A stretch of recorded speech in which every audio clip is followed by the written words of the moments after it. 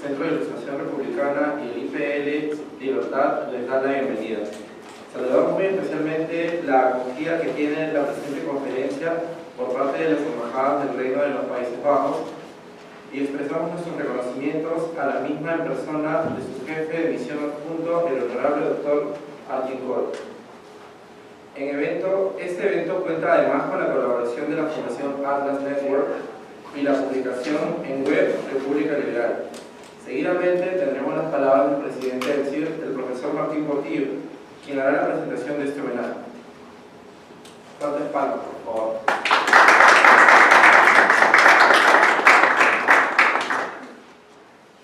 Soy nuestro escritor. Quiero agradecerles muchísimo por su presencia y señalar que este evento se realiza en coordinación con el Instituto Político para la Libertad y el Centro de Ilustración Republicana. Ya tenemos más de un año organizando estos homenajes mensuales a destacados pensadores, políticos, estadistas que a lo largo y ancho de la historia humana han generado las bases propicias al desarrollo de las sociedades libres. Es por eso para nosotros muy importante, dado que en América Latina y en nuestras historias particulares, en el caso peruano, muchas veces nuestra institucionalidad democrática es muy frágil y generalmente caemos en dictaduras. Rechazamos las constituciones o los elementos que son el fundamento de un régimen constitucional o del Estado de Derecho. Es por eso que queremos relevar cada vez que podemos a distinguidos personajes que han logrado casi el milagro de mantener los derechos vigentes en sus respectivas sociedades.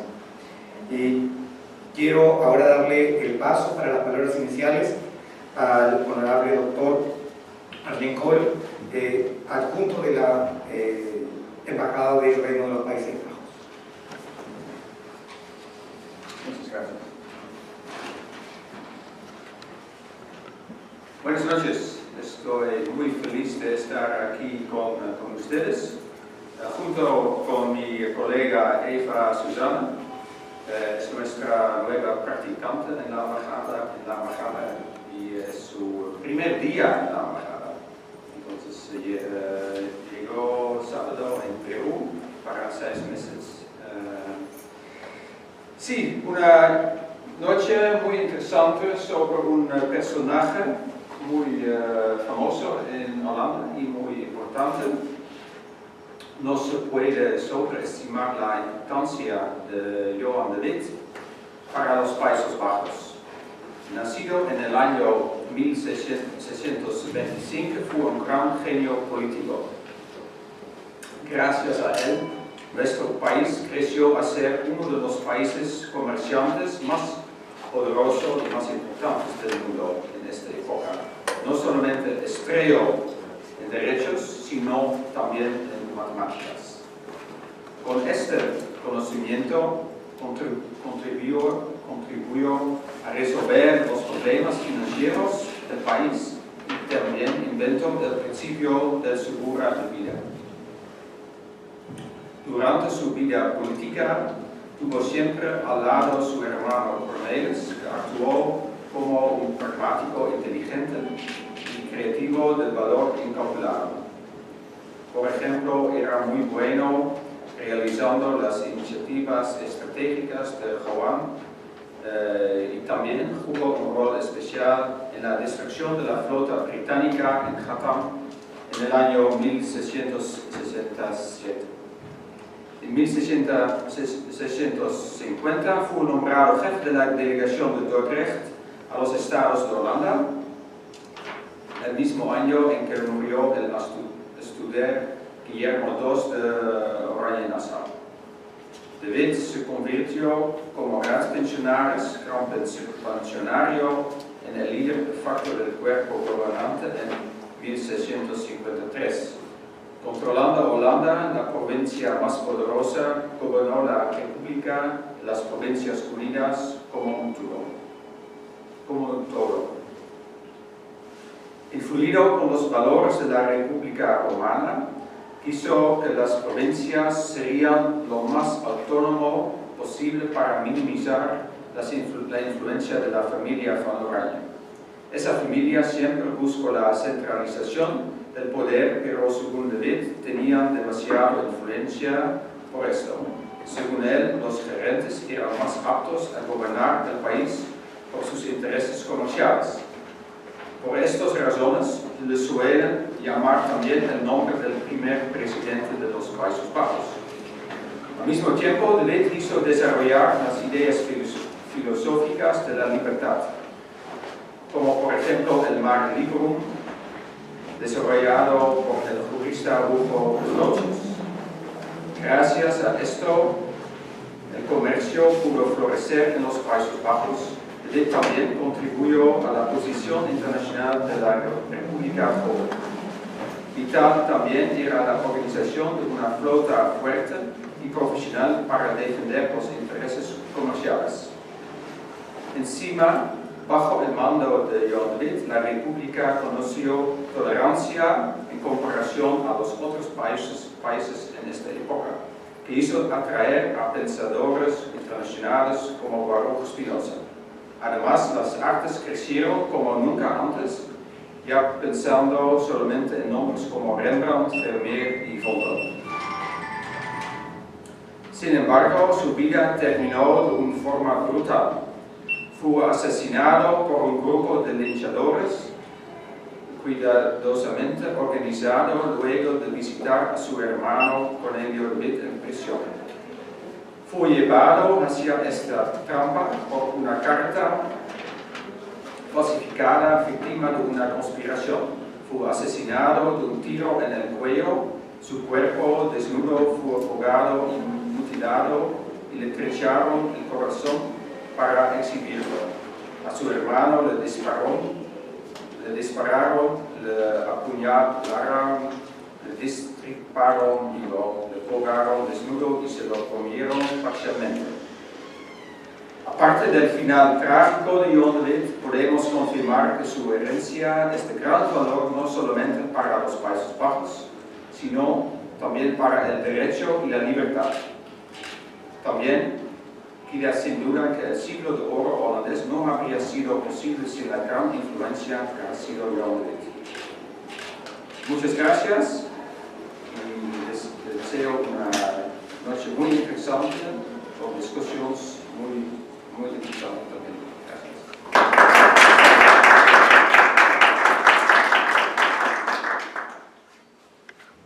Seguidamente, a la uso de la palabra por 30 minutos el destacado intelectual Paul Lorenz, que nos ofrecerá una semblanza de la obra e importancia de nuestro personaje homenajeado, John De Wit. Sus investigaciones alrededor del origen y el desarrollo del sistema y concepto de república lo llevaron a reparar en la especial circunstancia que para los Países Bajos representó el siglo XVII y que marcaría el derrotero de la evolución de las ideas y la política en el siglo posterior. Recibámoslos con un fuerte aplauso, por favor. Bien, muchas gracias. Antes que nada, quiero agradecer a CIR por la invitación.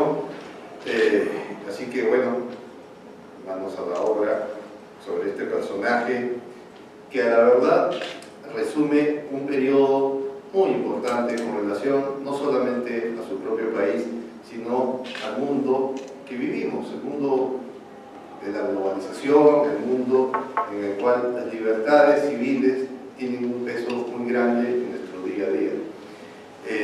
Es un mundo que, a ver, para mi generación tiene una importancia muy grande, en la medida en que los que no llegamos a los 50, pero tenemos más de 40, hemos vivido procesos de oscuridad democrática con dictaduras. Hemos vivido procesos en los cuales la violencia política ha sido realmente demencial, muy agresiva, y también hemos vivido momentos de oscuridad económica. Mercados cerrados, represión, imposibilidad casi de hacer negocios y demás. Ojalá todo eso haya quedado en el pasado, ciertamente el camino es difícil, pero la ruta trazada por personajes como John De Wit o Johan De Wit, como también lo nombra, es sumamente importante. Y lo que he querido aquí, o lo que busco aquí esta noche es una aproximación no solo al personaje, sino a ese mundo que al fin y al cabo es lo que se genera, ese contexto en el cual le permitió a nuestro amigo de Witt plantear un antes y un después. La visión de una república liberal, democrática, abierta al mundo, pero sobre todo una república sujeta al comercio y vivir del comercio, y el comercio para vivir necesita paz, no guerra. Quizás hoy en día suene lógico, pero en el siglo XVII eso no era tan simple. Si uno lee Maquiavelo, uno va a encontrar que una de las grandes virtudes republicanas era la virtud. Como republicano clásico, Maquiavelo reivindicaba la virtud con relación a la participación del hombre en el día a día de su sociedad, en el gobierno de su nación, de su república, para ser más preciso, de su ciudad. Pero a su vez, ese hombre también debería dedicarse a la guerra. La visión de virtud tiene un origen filológico ligado a la valentía, pero ligado básicamente a esa valentía que se da en el campo de batalla. Viene de virilidad, vir. Es decir, en el imaginario republicano durante siglos, la paz y el comercio no precisamente eran parte de su vida. Uno puede encontrar eso básicamente en los textos del republicanismo clásico. Cito a Maquiavelo, como uno puede citar incluso autores modernos dedicados netamente al republicanismo. Y esos autores modernos, Hans Baron, por ejemplo, es un autor alemán del siglo XX, mediados del siglo XX, él lo que va a poner en valor es una especie de republicanismo que va a tener fobia al mundo comercial, a las ganancias, al lucro, al comercio. Quentin Skinner, que es un autor que está vivo, ¿no? Es un hombre ya bastante mayor y que realmente es un personaje muy importante en el mundo de las ideas, ha tenido esta misma postura hasta hace muy pocos años. En los últimos años, a partir del 2010, 2012, él ha venido revisando esta postura. Realmente se pregunta, ¿el republicanismo está negado o siempre estuvo negado para aceptar el mundo del comercio, el mundo de los comerciantes? Bueno, entonces entramos de lleno a nuestro personaje, pero sobre todo al mundo que lo hizo posible. Esto me dicen que tengo media hora, así que voy a tratar de leer el tiempo. Hace muy poco, en una conferencia también organizada por el CIR, se celebró un año más del 4 de julio, que es el día de la Declaración de Independencia de los Estados Unidos. Nadie va a negar el impacto que esa declaración ha tenido a nivel global desde que se dio.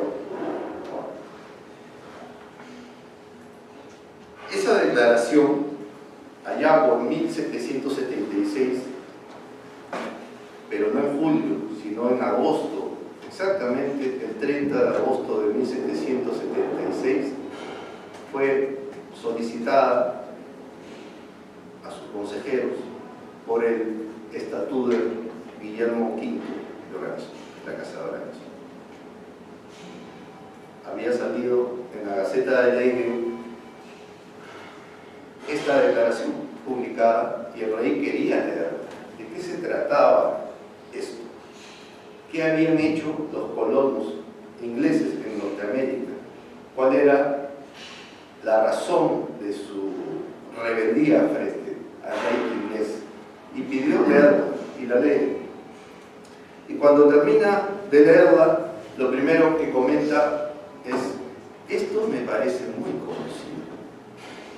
Los argumentos que él había leído le parecían conocidos por algo muy simple. Tenían mucho que ver con la proclama de independencia o de rebelión, mejor dicho, de los seguidores de Guillermo Orange frente al rey Felipe II de España a fines del siglo XVI. Creo que el año 1585, no puedo corregir. Es decir, estamos ante un hecho que tiene un impacto local, pero que a su vez quizás pudo haber tenido una influencia en lo que conocemos como la gesta de la independencia norteamericana. Yo creo que sí. Bien. Este punto es sumamente importante porque va más allá de la anécdota. Nuestro personaje, Jan de Witt, es un personaje, como se ha señalado en la reseña, que nace en 1625, es de una familia pudiente, de comerciantes holandeses muy ricos, tiene una educación junto con su hermano Cornelio, una educación realmente de primera, en las mejores universidades. Además recorre Europa, igual va a hacer su hermano, va a conocer Francia, va a tener una estadía en Inglaterra, es decir, van a tener una vida intelectual muy rica, en un siglo también muy interesante. Pero a su vez es un siglo marcado por guerras de religión, marcado también por crisis económica,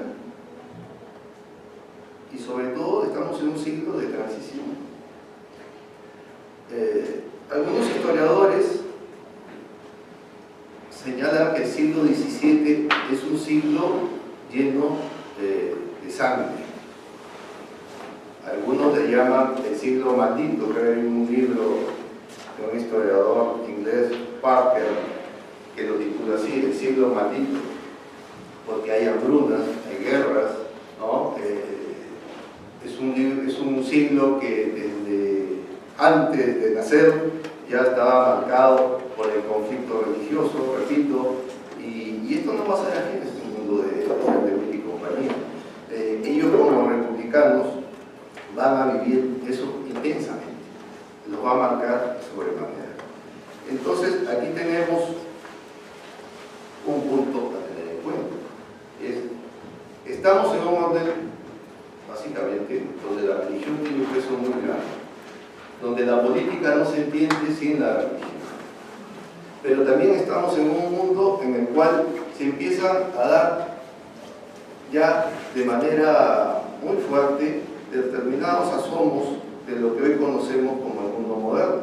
Hablaba inicialmente del crecimiento del comercio global, y Holanda aquí va a tener, o mejor dicho, los Países Bajos van a tener un peso muy grande en este aspecto.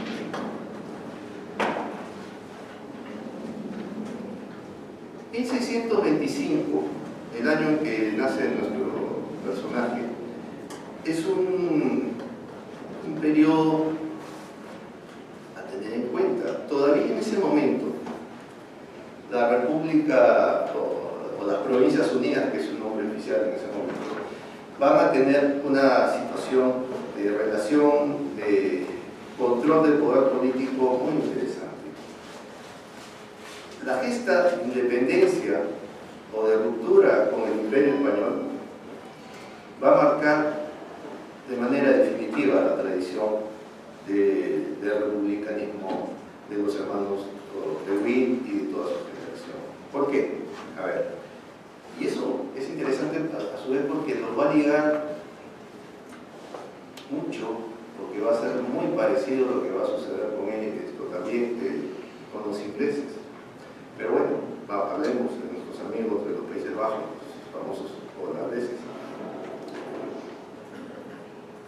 hacia 1618 se da una situación muy singular. Hasta ese momento, el peso del llamado Poder Ejecutivo, el Estatuder, ¿no?, que era una mezcla de control militar, es decir, el Estatuder había sido un personaje surgido de la gesta de la independencia. El famoso Guillermo el Taciturno, de la Casa de Orange, había capitaneado, había sido el líder, el héroe de la lucha contra los españoles.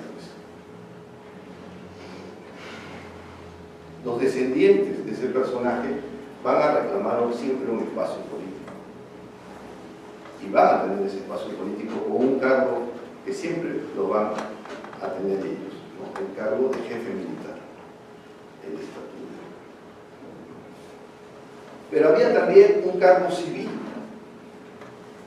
que respondía a las diferentes provincias de las llamadas Provincias Unidas.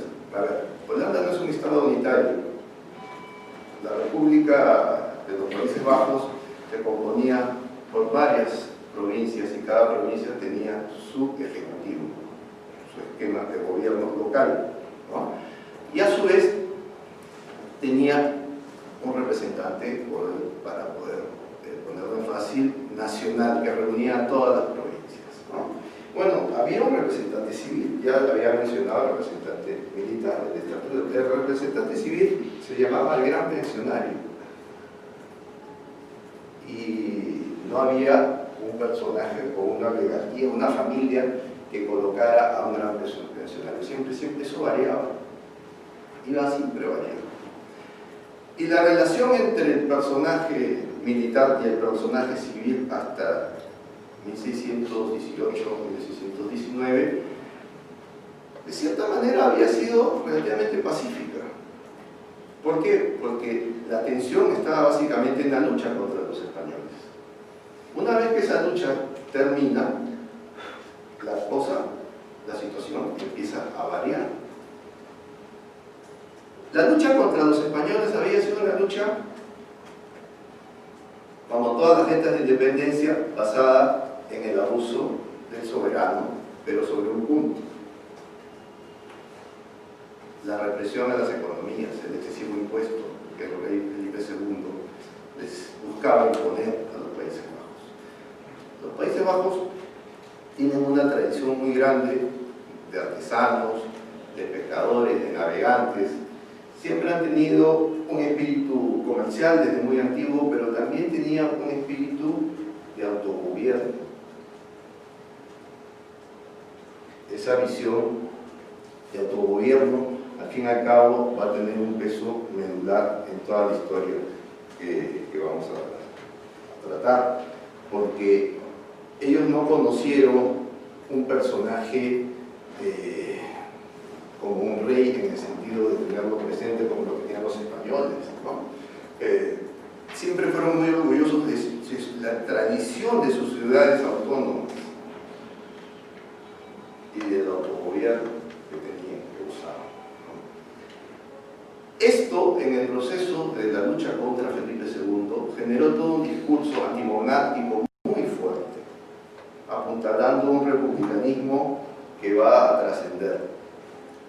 Esa visión antimonárquica, que básicamente en su momento fue netamente militar, una vez terminada la lucha contra los españoles, se va a convertir en el leitmotiv de un discurso político, intelectual. Lo monárquico para estos hombres, lo monárquico era concentración de poder, era tiranía. Y eso nos liga a una postura que quizás termine yendo más allá del republicanismo. Esta postura de concentración de poder en sí va a aproximarlo, y lo vamos a ver al final, a ciertas ideas que van a ir más allá del republicanismo, que son las ideas liberales. La concentración de poder, al fin y al cabo, genera abuso, genera arbitrariedad. Y ese es el discurso que se manejaba en ese momento. Pero bueno, hasta ese momento era casi instintivo la relación entre el llamado poder civil de gran pensionario, que representaba a las provincias, ¿no? Es decir, a los gobiernos autónomos, con relación a un poder o a la amenaza de un poder casi monárquico, aunque algunos señalan que no, como podía ser el estatuto. Ahí quiero hacer un punto en algo. Era realmente el estatuto una amenaza en el sentido de que podría convertirse ese cargo, esa magistratura militar, en algo más que una magistratura militar y pasar a convertirse en un poder absoluto y plantear una propuesta de convertirse en monarcas. Algunos autores señalan de que eso no iba a suceder en la medida en que ellos tenían una visión también republicana. Pero obviamente esa visión republicana disentía de una visión general de un republicanismo generado en el mundo del comercio, generado en el mundo de los burgos, ¿no? Y esta visión republicana era una visión de Statuder y sus partidarios, que hay un punto ahí, la masa social, de apoyo social de Statuder era, lo llamaban los artesanos, no eran los grandes comerciantes, era el pueblo bajo, y apuntalado, había dicho el poder de la religión, era muy importante en la época, apuntalado por un discurso religioso, en este caso el calvinismo radical. ¿No? Estamos en el siglo XVII. La visión de libertades religiosas que hoy día tenemos, en ese momento no estaba presente. Pero Holanda ya tenía, o los Países Bajos ya tenían una vieja tradición de tolerancia religiosa, a pesar de vivir en un periodo donde la tolerancia no se caracterizaba. Eso hizo que, por ejemplo, que Descartes llegara a vivir en 1620 a Ámsterdam. No solo Descartes, uno menciona a Descartes para poner la presencia de un personaje sumamente importante. Fueron muchas personas que llegaron a estas ciudades holandesas porque se sentían más seguros. Hay un punto ahí a resaltar. ¿De dónde puede venir esa tradición de tolerancia?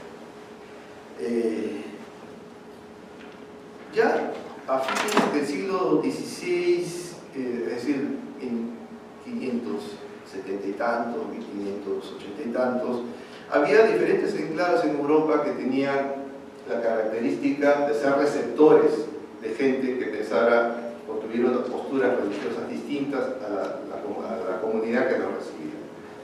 Es el caso de Polonia, por ejemplo.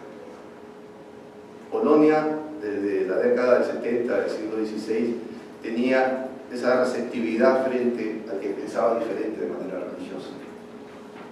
Dentro del esquema del intolerante, ellos tenían una postura bastante abierta. Se dice o se señala que los holandeses pudieron haber replicado ese ejemplo. Lo cierto es que 10 años después vamos a tener ese ejemplo también de manera ya institucional en los Países Bajos. Pero en el camino, nuevamente, la guerra de independencia contra los españoles va a marcar una pauta muy fuerte. Los españoles, vivían en un esquema no precisamente de tolerancia. Era todo lo contrario a un esquema de tolerancia. La Inquisición tenía un peso muy grande en el reinado de Felipe II.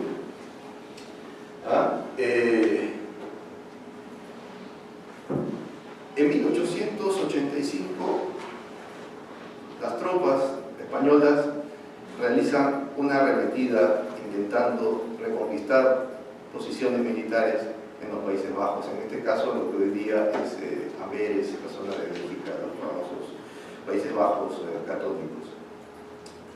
Y se va a dar una represión muy grande esto va a generar una estampida, una huida de personas, un gran proceso de migración.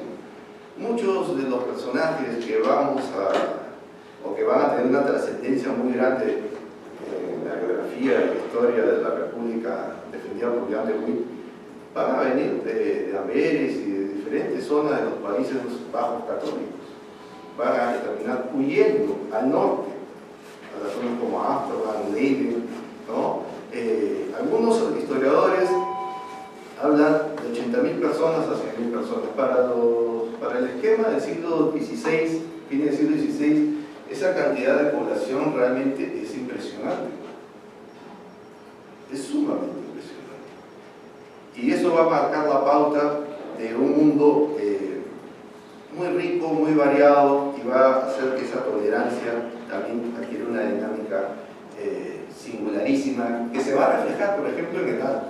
Si uno empieza a ver el ciclo de oro holandés, se da en todos los planos, pero es en el arte donde ha trascendido, lo conocemos mayormente desde ese punto de vista. Cuando uno habla de Holanda siglo XVI, uno ¿en quién piensa? En Rembrandt, en Vermeer. Y el origen de muchos de estos pintores no es Amsterdam, no es Leiden, es Amberes, no son las zonas católicas. Hay otro punto, la gran llegada de la diáspora judía de los dominios españoles y portugueses. España, la España de Felipe II había juntado, o se había unido a lo que va a ser el Reino de Portugal. Los judíos que habían sido reprimidos dentro de la península, dentro del Reino Español, van a huir en un momento determinado a Portugal. Pero cuando se da la unión entre los dos reinos, España y Portugal, los judíos que se habían instalado recientemente en Portugal van a huir. Y un lugar por excelencia donde ellos se van a dedicar al comercio y a la intelectualidad también, va a ser Ámsterdam. Pero no son Ámsterdam, diferentes ciudades de esta zona de los Países Bajos protestantes, ¿no?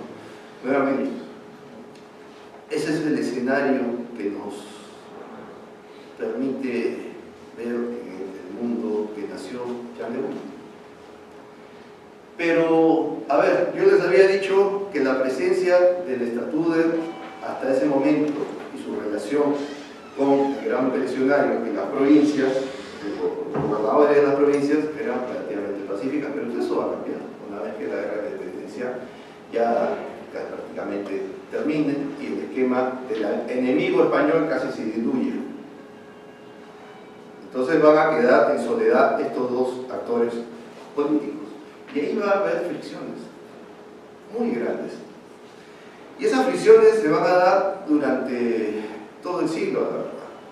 Como se ha descrito, la muerte violenta en 1672 de Jan de Witt y de su hermano grafica esa situación. Pero no nos adelantemos tanto.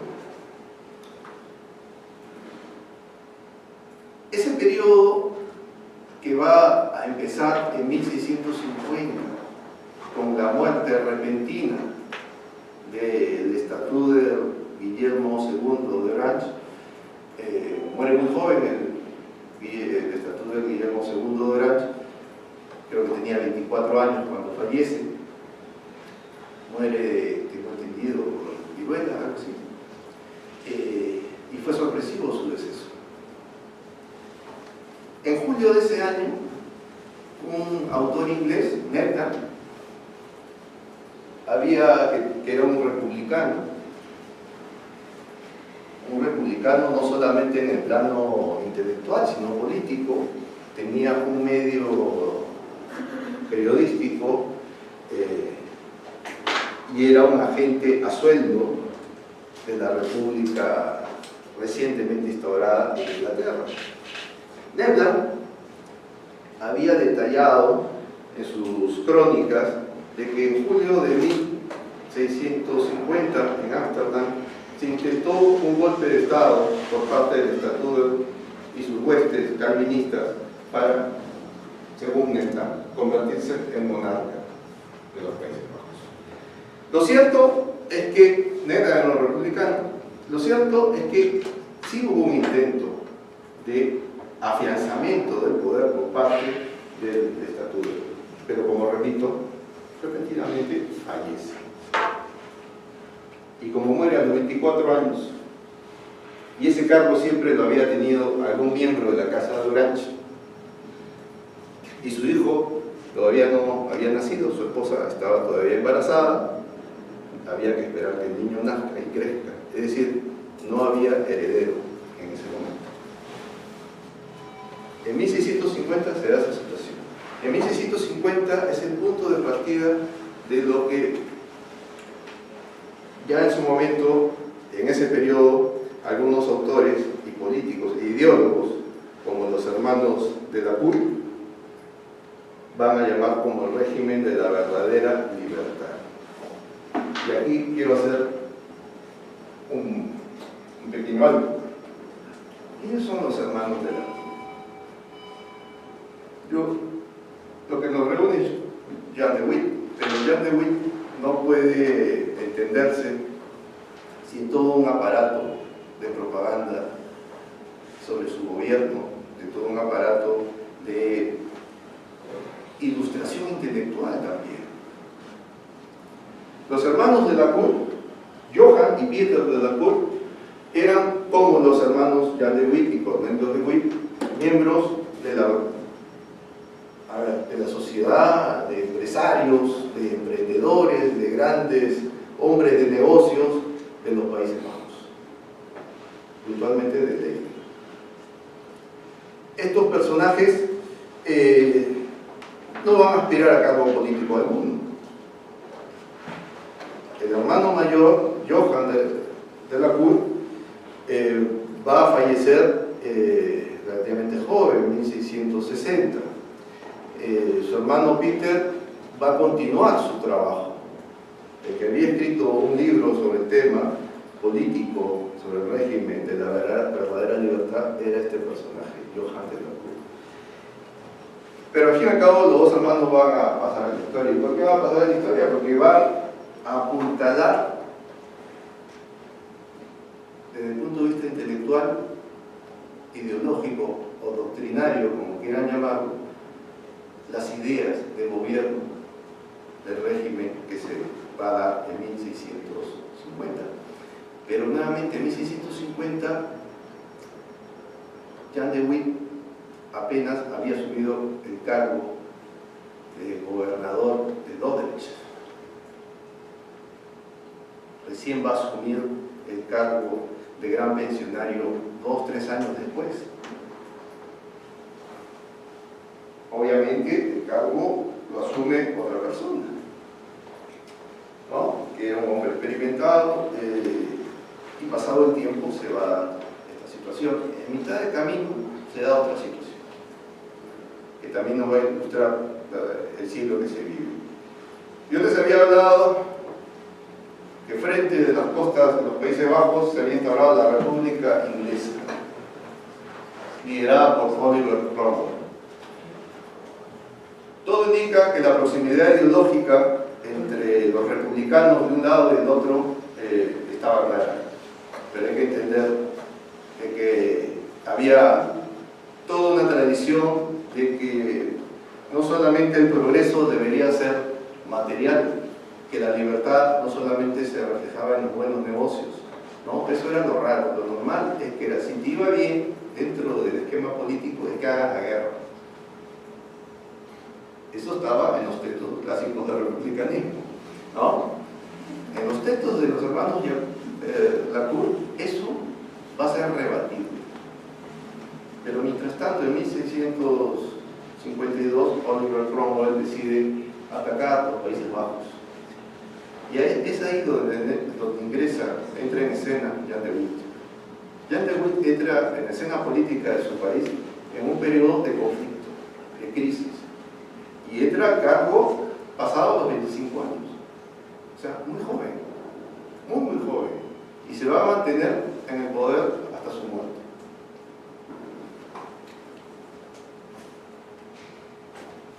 ¿Cómo compaginar las ideas de un hombre que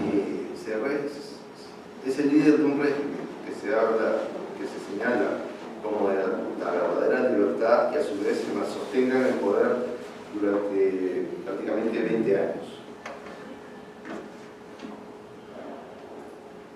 ¿No hay una contradicción ahí? Obviamente no. Porque el cargo que él tenía era un cargo de delegado, de delegación, dado por las provincias.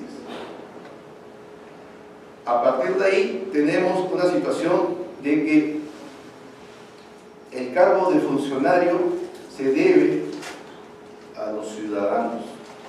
Hay una relación directa. De que es la comunidad de ciudadanos la que al fin y al cabo gobierna a través de sus representantes. Y el máximo representante de la ciudadanía, en este caso, era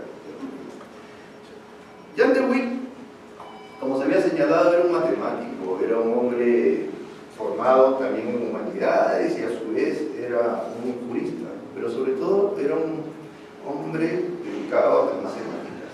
Entonces, eso ligado a su espíritu de defensa del mundo del comercio lo va a hacer sumamente singular, que va a ser muy diferente a nuestro amigo Oliver Cromwell. Jan de Witt, a diferencia de Cromwell, por ejemplo, quizás haya influido por su tiempo, repito, Descartes vivía en Holanda, pero no solo Descartes.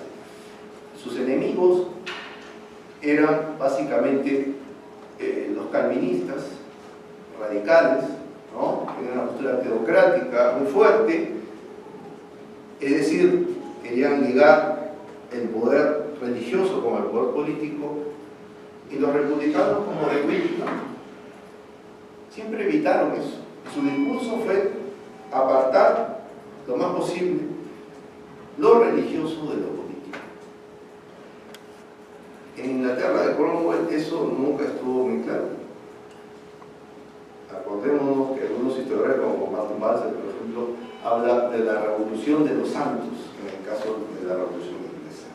El puritanismo, por ejemplo, jugó un papel muy importante, ¿no? Y los presbiterianos en un momento también, ¿no? Esto, que era la contraparte de los calvinistas,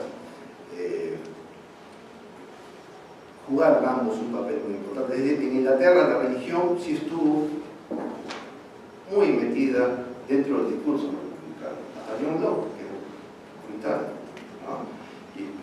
Pero en el caso de nuestros amigos republicanos de los Países Bajos, la situación no era la misma. Es decir, estamos ante un personaje que reivindica la libertad de comercio, que busca la paz y no la guerra, a pesar que va a tener un éxito naval muy importante, destruyendo la flota inglesa, ¿no? Que lo va a convertir en un personaje mayor y que va a hacer de su país una potencia militar incluso, pero en el plano defensivo, ¿no? Pero a su vez es un personaje que va a plantear esquemas de tolerancia a niveles superlativos. Ahí aparecen varios personajes. Vargas Espinosa, por ejemplo. No está claro si realmente fue Vargas Espinosa un republicano. Lo cierto es que estaba a favor de las ideas de Jan de libertad de comercio y sobre todo de un esquema de gobierno republicano. El gobierno republicano básicamente se basa en que son las leyes que gobiernan a los hombres, donde hay un control de la arbitrariedad, no se acepta la arbitrariedad porque la ley no puede ser arbitraria. Sin embargo, es más famosa la Revolución Inglesa, ¿no? Bien, como ya tengo muy poco tiempo, lamentablemente, simplemente quiero terminar por esta senda. Las ideas de Jan de Witt, o sobre todo el mundo de Jan de Witt, porque yo creo que la cosa trasciende a su persona, es toda una generación de individuos que van a generar una visión del republicanismo muy ligada a lo que hoy día los liberales creemos que es el liberalismo. Desde mi modesto modo de ver, no hay ninguna diferencia entre las posturas de Jan de Witt, entre las posturas de los señalados hermanos de la CUT, con el liberalismo de John Locke. Por cierto, John Locke vivió 6 años en los Países Bajos. Empezó a escribir sus 2 tratados de gobierno civil, se supone, en los Países Bajos. Lo cierto, sea cierto o no, la verdad es que hay una influencia muy grande de una tradición de pensamiento que no estaba en Inglaterra. Es cierto, los ingleses siempre tuvieron una visión individualista, muy marcada, tampoco decían asco al comercio, es verdad, pero eran monárquicos. Nuestros amigos de los Países Bajos nunca fueron monárquicos, para empezar. John Locke, por eso mismo, quizás le deba mucho a del liberalismo, del padre, del fundador del liberalismo, ¿no? Le deba mucho a la experiencia holandesa. El círculo de amigos más cercano que tuvo John Locke en los Países Bajos era, a su vez, parte del círculo de amigos o de conocidos o de gente que admiraba a Baruch Spinoza. Y Baruch Spinoza, a su vez, que murió relativamente joven, era un hombre que admiraba sumamente al gobierno y al régimen de la verdadera libertad de Jan de Witt. Pero en verdad, Spinoza no es un pensador político en el sentido puro, es muy contradictorio, se puede hablar de eso en otro momento. Pero lo cierto es que no podemos entender el mundo moderno y sobre todo estas posturas de defensa de derechos, de apertura de respeto a las libertades de comercio y de apertura y globalización sin John Locke, es verdad, pero sobre todo si jugamos en las influencias de Locke vamos a encontrar a personajes como John de Witt, que no solamente se acompañaron de ideólogos, sino que también actuaron en sus propias sociedades y colocaron a en este caso, los Países Bajos, en una situación de preeminencia tan importante en el mundo del concierto de las naciones que yo creo que a pesar de las barreras del idioma, yo he podido, y esta es una confesión, yo me acerqué la primera vez al tema de los holandeses hace casi 20 años y era muy difícil porque este idioma aproximarse a nuestros amigos del siglo XVII de los Países Bajos. Pero en los últimos años, felizmente, muchos trabajos se han venido dando ya en inglés con relación a estos personajes y eso nos ha permitido una aproximación realmente interesante, ¿no? Así que yo he querido ofrecerle este panorama que me impresionó hace más de 20 años. Comentaba antes que la primera vez que me interesaron los holandeses con relación a América fue el intento de invasión de una flota venida de Rotterdam en 1624 y la invasión era al Callao y a la ciudad de Lima. No se llegó a realizar la invasión porque la flota sufrió un percance. ¿Y cuál fue el percance? Decidieron establecerse unos días detrás de la isla San Lorenzo y no sé qué cosa estaban esperando, realmente es un misterio, nadie lo sabe. Lo cierto es que cuando decidieron invadir, antes de hacerlo, se les sacaba el agua. Y deciden sacar el agua que tenían en las bodegas de los barcos. Estamos hablando de 1624. El agua de la bodega de los barcos había sido recogida en África. Sacan el agua, la beben y empiezan a morir como moscas. Hay un cementerio de holandeses en el San Lorenzo hasta hoy en día para los que quieran navegar y conocer algo más. Bueno, eso es todo. Muchas gracias por su atención. Si hay preguntas. Los autores sacaban los libros sin sus nombres, de manera anónima, porque había un peligro siempre. Esa era la situación real. Lo cierto es que a pesar de eso se publicaba y se publicaba. Y Holanda, quería decir algo, me había pasado. Antes de este periodo, ya Holanda tenía algo muy interesante, que es el alto nivel de gente con estudios superiores, el más alto de Europa en el siglo XVII. Por eso no es de extrañar la calidad intelectual de este personaje y de otros que lo acompañan. Eso no lo vamos a ver en otros lugares. En Holanda eso era casi común, sobre todo en los niveles de aristocracia más que todo económica, ¿no? de las élites comerciales. Porque ahí también había un discurso. El discurso era que ya habías logrado la riqueza, eras un hombre que había superado adversidades, eras muy rico, pero tenías que cultivar la educación y tener una apuesta ya humanística. Y ese es el perfil de estos hombres, todos con un nivel de formación superlativo, muy elevado, y que no hay comparación en el resto de Europa, salvo algunas singularidades, pero aquí estamos hablando de muchas personas a la vez.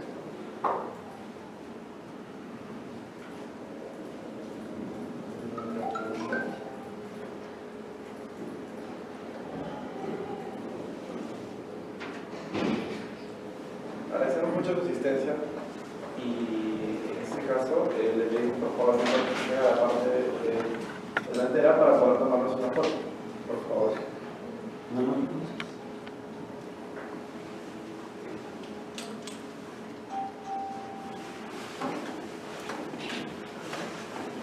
Por favor, acérquese para poder tomar una foto.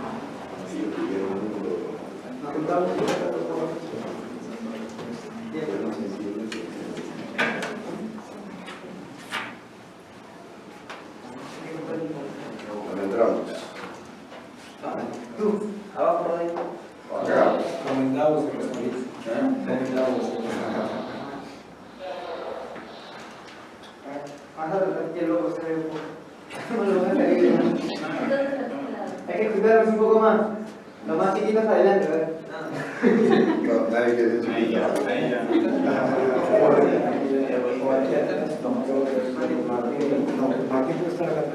para dos filas. Ahora 1, 2. Gracias. Ok.